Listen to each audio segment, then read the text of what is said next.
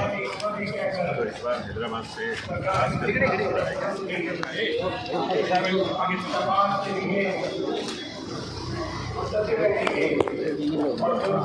थोड़ा थोड़ा पीछे आ जाओ।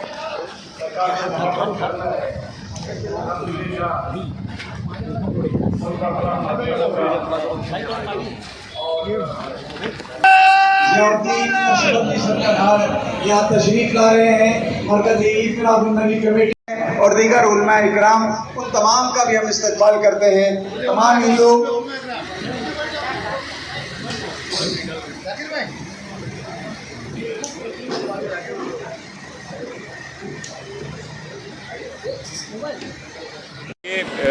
आज 1501वां जश्न ईद मिलादुन्नबी बर्थडे ऑफ प्रॉफिट मोहम्मद सल्लल्लाहु अलैहि वसल्लम, उनका 1501वां आज योम पैदाइश का दिन है। और पूरी दुनिया आज अपने अपने तौर पर अपने अपने तरीके से खुशी मनाती है, क्योंकि पैगंबर साहब ने पूरी दुनिया को अमन और भाईचारगी और शांति का पैगाम दिया है। और आज के दिन उसी पैगाम को आम करने का काम उपनगर की ये सेंट्रल कमेटी की तरफ से हम लोग करते हैं। आज वो जुलूस निकाल रहे हैं। सर, आज कहीं न कहीं आज जो मराठी भाषा को लेकर देश के अंदर और खासकर मुंबई महाराष्ट्र में विवाद छिड़ गया है और कई उत्तर भारतीय खासकर मुंबई के प्लान देखिए, महाराष्ट्र की बीजेपी शिवसेना की सरकार भाषावाद के नाम पर लोगों में नफरत पैदा करने की राजनीति कर रही है और भाषा के नाम पर गरीब टैक्सी ड्राइवर, रिक्शा ड्राइवरों के ऊपर अन्याय कर रही है। उनको नोटिस दी जा रही है, उनके ऊपर उनके लाइसेंस बैज रद्द करने की धमकी दी जा रही है। ये गलत है। सरकार ने इस तरह का जो फतवा है वो वापस लेना चाहिए। सर, चीनी इतनी महंगी कर दिए हैं, कहीं न कहीं आज देश के अंदर आज रक्षाबंधन कल से मनाया जाना पर्व है। आज की सारी बहनों, चाहे दूध हो, शक्कर हो, अनाज हो, सभी का भाव, महंगाई आसमान छू रही है।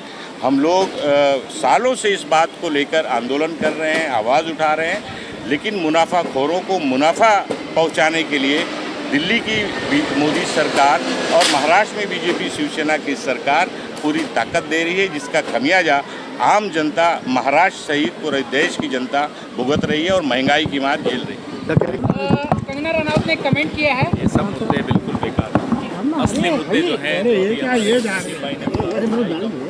नौजवानों का आज एक पेपर लीक हुआ है हमारा, तो ये मुद्दे हैं। इन मुद्दों से ध्यान हटाने के लिए रोज नया शिकूफा छोड़ते हैं।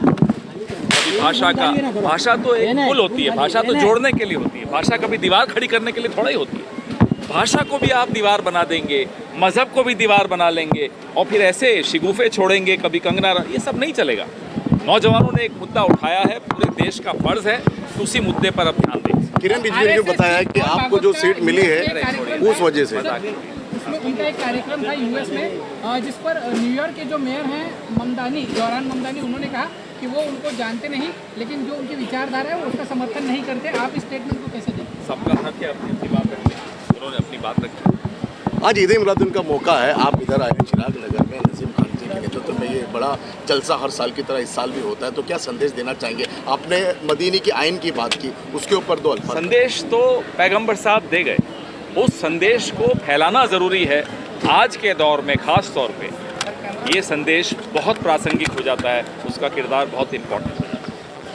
तो 1501 साल पहले ये पूरी दुनिया अंधेरे में थी।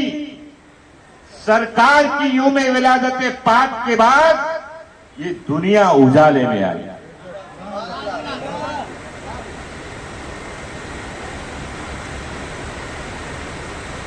वमा अरसलनाका इल्ला रहमतल लिल आलमीन।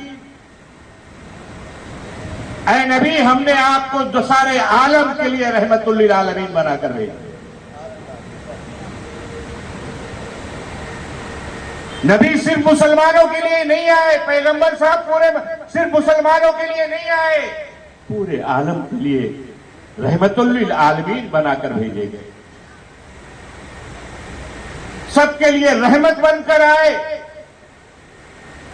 और आपने अपनी 63 साल जिंदगी में दुनिया को ये पैगाम दिया, सही गलत का फर्क बताया, अच्छे बुरे की तमीज बताई, हराम हलाल का फर्क बताया, प्यार और मोहब्बत का पैगाम दिया, अमन और शांति का गहवारा कैसे होता है वो बताया, उठने का तरीका, बैठने का तरीका, पड़ोसियों के साथ बर्ताव करने का तरीका, अपने माँ बाप के साथ सलूक करने का तरीका, अपने बच्चों पर शफकत का हाथ रखने का तरीका, दुनिया में इंसान को जिंदगी जीने के लिए पैदा होने से लेकर और कब्र की पेट में जाने तक का सारा तरीका हमारे आका नबी करीम सल्लल्लाहु अलैहि वसल्लम ने पूरे दुनिया को बताया।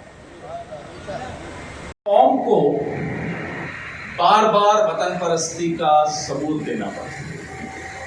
सबूत दे दिया आपके पुरखों ने 1947 में, सबूत दे दिया आपके पुरखों ने 1965 में, 71 में, 99 में, 2025 में। कितनी बार सबूत मांगेंगे? मैं माफी मांगता हूं आपसे कि आपसे बार बार वतन परस्ती का सबूत मांगा जाता है। आज पैगंबर मोहम्मद साहब सल्लल्लाहु अलैहि वसल्लम की यौम पैदाइश है। एक आईन, मदीने का आईन, मदीने का आईन अगर हम पढ़ लें तो सारा विवाद, सारी जद्दोजहद खत्म।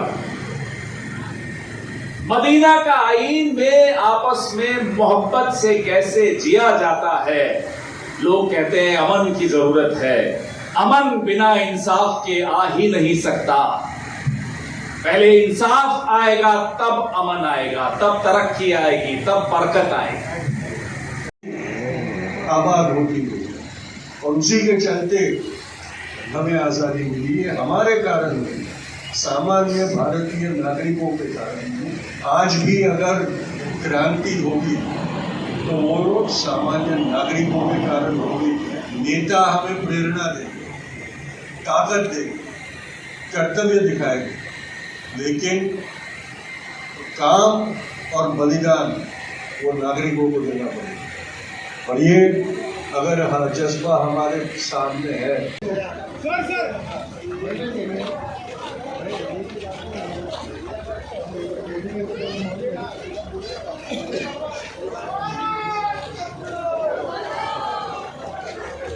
सर